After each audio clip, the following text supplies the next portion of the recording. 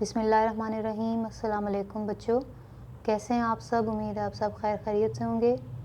آج کے سبق کی جانب بڑھتے ہیں، لیکن پہلے آپ کو یہ میں بتاتی چلوں کہ آج ہمارا سلیبس کا 7واں ہفتہ ہے اور اس کا پہلا دن ہے، ٹھیک ہے۔ سبق نمبر 4 ہم کریں گے نظریہ پاکستان اور اس کے مصنف ڈاکٹر غلام مصطفیٰ خان کے تعارف پر آج ہم گفتگو کریں گے۔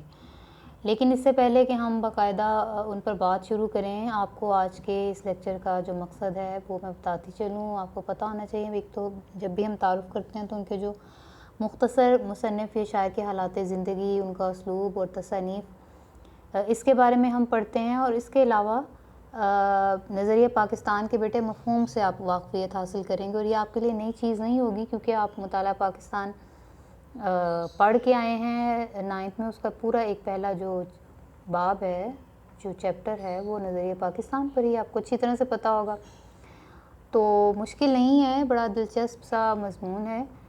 اس سے پہلے کہ ہم مضمون شروع کریں، ہم ڈاکٹر صاحب کے جو حالات زندگی ہیں اس پر گفتگو شروع کرتے ہیں۔ سب سے پہلے تو یہ کہ سن پیدائش ہے 1912، یہ آپ نے یاد رکھنا ہے۔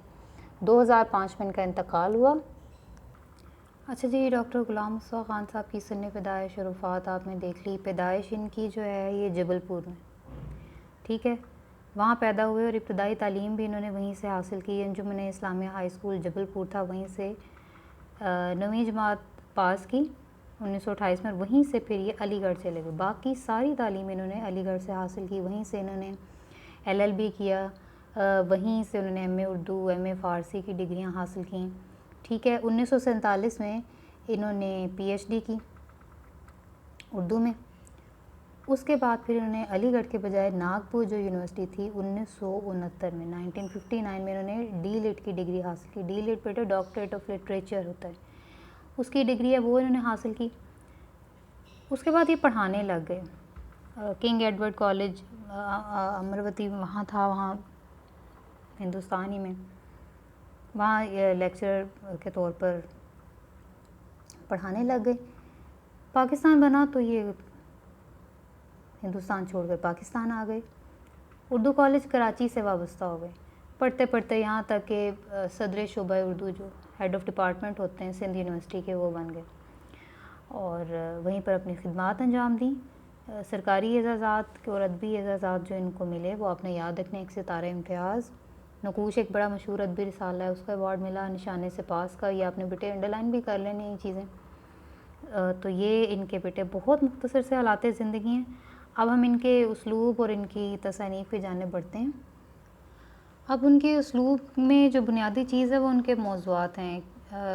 زیادہ جو ان کی تحریر ہیں وہ پاکستانیات، یعنی ایک پورا موضوع ہے کہ پاکستان کے اوپر ان کی تصانیف بہت زیادہ ہیں، یہ موضوع ہے ان کا، پاکستان کے بارے میں انہوں نے بڑا کچھ لکھا۔ پھر ادب، تصوف، صوفیزم ہے بیٹے، اور اخلاقیات کے، یہ ان کے بنیادی موضوعات ہیں، ٹھیک ہے۔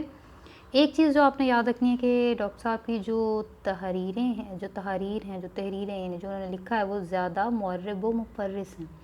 مورب کہتے ہیں عربی، مفرس فارسی زدہ، عربی زدہ، یعنی زیادہ جو ان کے گفتگو میں جو زبان کا اثر ہے وہ عربی اور فارسی الفاظ کا بڑی اس میں آپ کہہ سکتے ہیں کہ غلبہ نظر آتا ہے۔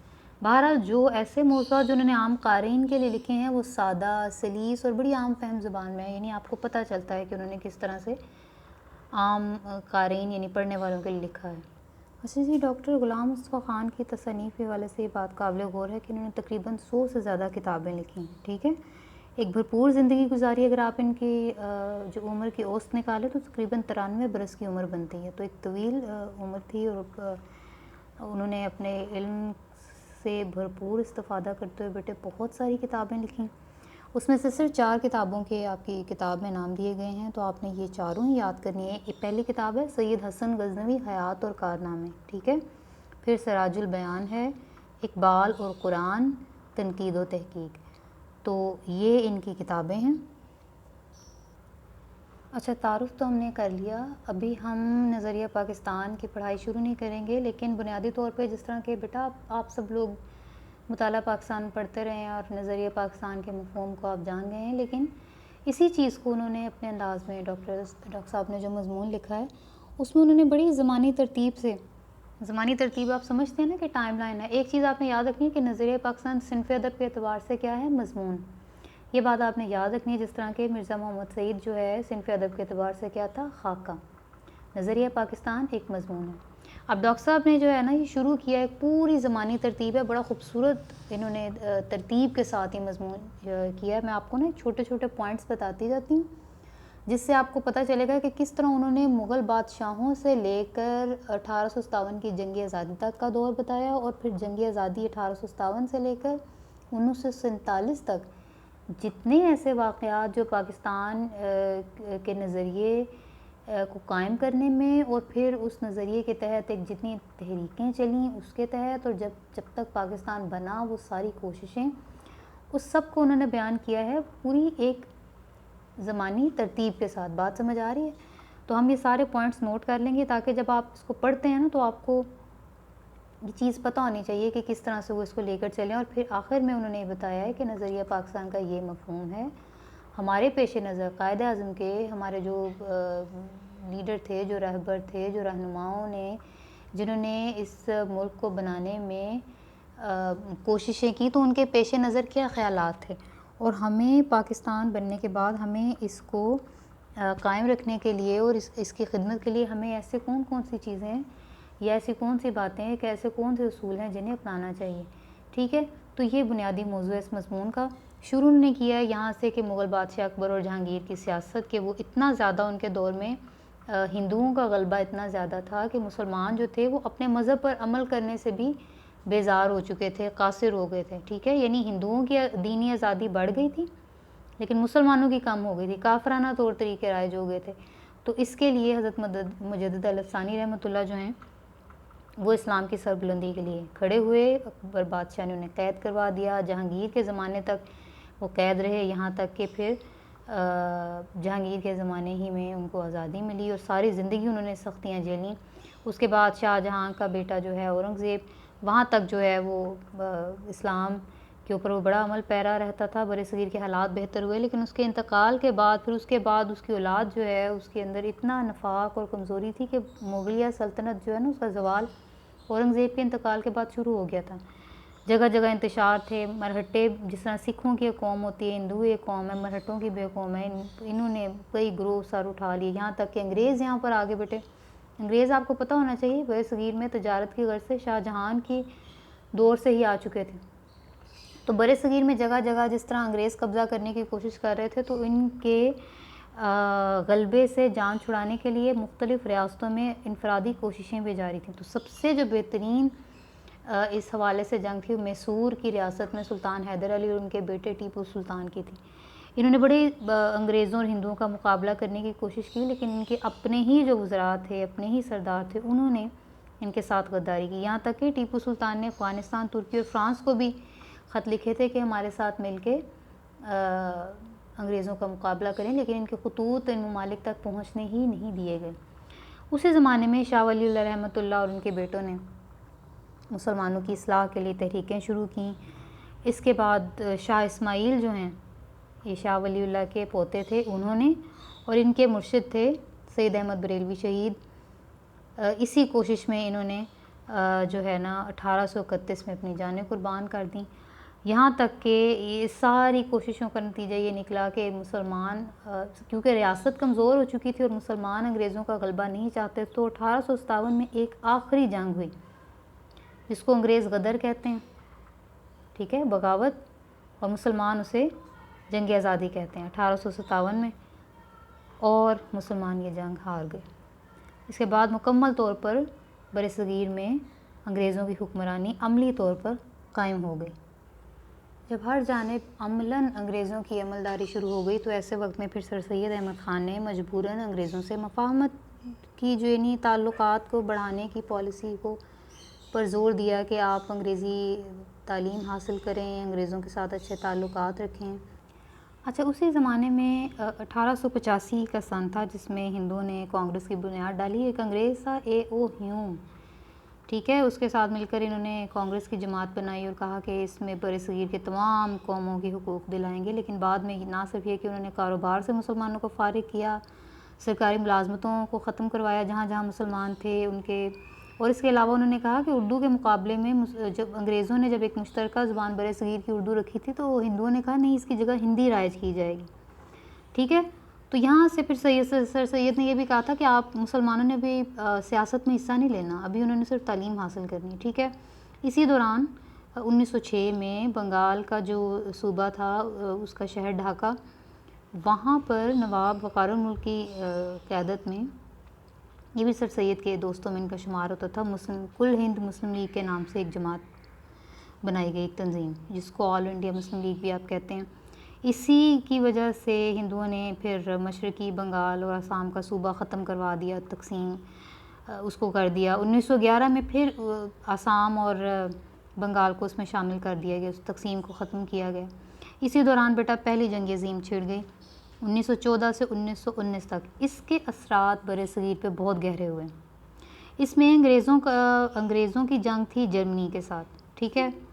ترکی اس وقت، یہ وہ دور تھا جس وقت سلطنت عثمانیہ، جس کو آپ آٹومن امپائر کہتے ہیں، پوری دنیا کے لوگ اس کے سلطان کو اپنا خلیفہ سمجھتے تھے، ٹھیک ہے۔ اور بے شک یہاں پر انگریز حکمران تھے، لیکن مسلمان جو ہیں ان کے دل اپنے جو خلافت تھی ان کے ساتھ دھڑکتے تھے، تو مسلمان جو ہے یہ ساتھ دینا چاہتے تھے ترکی کا۔ ترکی نے ساتھ دیا انگریزوں کے خلاف جرمنی کا۔ اب کیونکہ ترکی کے لوگ، ہندوستان کے لوگوں نے ترکی کو بڑی مالی اور طبی امداد یہاں سے پہنچائی، اس کی وجہ سے انگریزوں کے دل میں بغض پیدا ہو گیا اور غصہ برِ صغیر کے مسلمانوں کے لیے۔ انہوں نے کہا کہ اگر ہم جیت گئے تو ہم ترکی کو نقصان نہیں پہنچائیں گے، لیکن یہ دھوکہ تھا۔ جب انگریز جیتے، پہلی جنگ عظیم، جرمنی ہار گیا، تو انہوں نے، ترکی ایک بہت بڑی سلطنت تھی بیٹے، آپ کا مصر، شام، فلسطین، یہ سعودیہ کا، یہ جتنے ممالک تھے بیٹے چھوٹے چھوٹے، یہ سارے، مصر اور میرا خیال ہے قطر، جہاں تک میرا خیال ہے قطر بھی شاید مجھے کنفرم کرنا پڑے گا، یہ سارے ممالک ترکی کی ریاست کے اندر آتے تھے۔ اس سب کے انگریزوں نے ٹکڑے ٹکڑے کر دیے، اور اس فریب کی وجہ سے مسلمانوں کو یہاں اتنی تکلیف ہوئی کہ اس خلافت کے تحفظ کے لیے پھر یہاں پر ایک تحریک خلافت شروع کی گئی پہلے جنگ عظیم میں۔ تحریک خلافت بیٹے جو تھی اس زمانے میں یہ شروع کی گئی تھی مولانا محمد علی جوہر اور ان کے بڑے بھائی تھے مولانا شوکت علی، ان دونوں کی رہنمائی میں مسلمانوں کے خلافت کے تحفظ کے لیے۔ اچھا، اسی تحریک خلافت ہی کے زمانے میں برِ صغیر میں ہندوؤں نے دو تحریکیں تھیں بنیادی طور پہ، شدھی اور سنگھٹن کی تحریک شروع کی۔ اچھا، لیکن یہ ایک اس طرح سے تھی کہ شدھی تحریک یہ تھی کہ مسلمانوں کو زبردستی ہندو بنایا جائے، اور جو مسلمان مطلب ہندو نہیں بننا چاہیں گے، اپنا مذہب نہیں چھوڑیں گے، تو سنگھٹن کے تحت، اس تحریک کے تحت ان کو قتل کر دیا جائے، ٹھیک ہے۔ یہاں تک کہ پھر 1928 کا سن آیا، نہرو رپورٹ شائع ہوئی، اور اس میں مسلمانوں کے جو حقوق تھے ان کو بالکل نظر انداز کر دیا گیا، یعنی برِ صغیر میں کسی بھی طرح سے مسلمانوں کو علیحدہ نمائندگی نہیں دی جائے گی، ٹھیک ہے۔ اور پھر اس سے مسلمانوں کو یہ بڑا یقین ہوا کہ وہ تو اپنے دین اور تہذیب اور معاشرت کسی بھی اعتبار سے وہ ہندوؤں کے ساتھ تعاون نہیں کر سکتے، وہ تو ہر صورت غیر مسلموں سے مختلف ہیں۔ یہاں تک کہ 1930 میں بیٹے آپ سب جانتے ہیں مسلم لیگ کا الہ آباد میں ایک اجلاس ہوا۔ الہ آباد وہ شہر ہے جہاں پر ایک عظیم خطبہ دیا علامہ اقبال نے، جس کو ان کے نام کے ساتھ منسوب کر دیا گیا، اور وہیں پر انہوں نے مسلمانوں کے لیے ایک الگ وطن، ایک الگ ریاست بنوانے کی تجویز پیش کی۔ اس کے 4 سال بعد قائد اعظم جو ہیں انہوں نے ایک مستقل طور پر مسلم لیگ کا جو صدارت کا عہدہ تھا اسے قبول کر لیا، ٹھیک ہے۔ اور انہوں نے علامہ اقبال کی جو تجویز تھی نا کہ مسلمانوں کے لیے ایک الگ ملک ہونا چاہیے، اس کے لیے باقاعدہ انہوں نے کوششیں شروع کر دیں، اور اسی کے نتیجے میں بیٹا لاہور میں جو مسلم لیگ کا ایک سالانہ اجلاس ہوا تھا، وہاں پر ایک 23 مارچ 1940 کو وہ قرارداد منظور کی گئی ایک الگ مملکت کے لیے، ایک الگ ریاست کے لیے، جس کو آپ لوگ قرارداد لاہور یا قرارداد پاکستان کے نام سے جانتے ہیں، جس کو آپ پاکستان ریزولوشن کہتے ہیں، ٹھیک ہے۔ اچھا، اب ہم نے اس کی ٹائم لائن تو پڑھ لی ہے بیٹے، پہلے جو 2 صفحے اس کے مکمل طور پہ آپ نے اب اس کو پڑھ لینا ہے، ٹھیک ہے۔ جتنے پوائنٹس اس کو مد نظر رکھتے ہوئے جیسے جیسے آپ اس کو پڑھتے جائیں گے تو آپ کو سمجھ آ جائے گا کہ میں نے آپ کو کیسے مختصر بتا دیا۔ جو بہت ضروری الفاظ مانی کچھ میں آپ کو بتا دیتی ہوں، کچھ آپ نے لغت میں سے دیکھ لینے ہیں، کچھ جو آپ کو مشکل لگیں گے، جیسے مشکل لگیں گے آپ مجھ سے پوچھ بھی سکتے ہیں۔ رواداری بردباری کو کہا جاتا ہے، شیوا طریقہ، کفر و الحاد دین کی نفی، رائج قائم، قید و بند نظر بندی یعنی قید کر دینا، فروغ بڑھانا یا کسی چیز کو رائج کر دینا، نفاق اتحاد کی کمی، انتشار بدامنی، ولولہ جذبہ جوش، مستحکم مضبوط، زخ پہنچانا تکلیف دینا۔ اچھا جی، اب آپ نے مشکل الفاظ کے معنی بھی لکھ لیے، گھر کا کام اپنا نوٹ کر لیں۔ آپ نے ایک تو ڈاکٹر غلام مصطفیٰ خان کا جو تعارف ہم نے بھی پڑھا ہے اس کو لکھنا اور یاد کرنا ہے۔ جتنے الفاظ معنی میں نے آپ کو بتائے ہیں وہ آپ نے لکھنے ہیں، کتاب کے اوپر اسے لکھیں، ٹھیک ہے۔ کچھ آپ نے خود اس میں ڈھونڈ کے جو آپ کو مشکل لگ رہے ہیں وہ بھی لکھنے ہیں۔ اس کے علاوہ بھی جو میں نے آپ کو پڑھایا نا بیٹے، اس کی ٹائم لائن کے اعتبار سے یہ اس کے ابتدائی 2 صفحات بلکہ تیسرا بھی جو ہے اس کے قرارداد پاکستان تک تو تقریباً 2 صفحے تو مکمل طور پہ ہم پڑھ چکے ہیں۔ آپ نے اب اس کو جو میں نے آپ کو زمانی ترتیب کے اعتبار سے جتنے واقعات بتائے ہیں اور اس کی وضاحت کی ہے وہ آپ نے ساری خود سے اس کی پڑھائی کرنی ہے، تو امید ہے آپ کو مشکل نہیں ہوئی ہوگی۔ جس بچے کو کوئی پریشانی ہوتی ہے مجھ سے رابطہ کر سکتا ہے۔ اللہ تعالیٰ آپ سب کا حامی و ناصر، اپنا بہت سارا خیال رکھیے گا بیٹا۔ فی امان اللہ، اللہ حافظ۔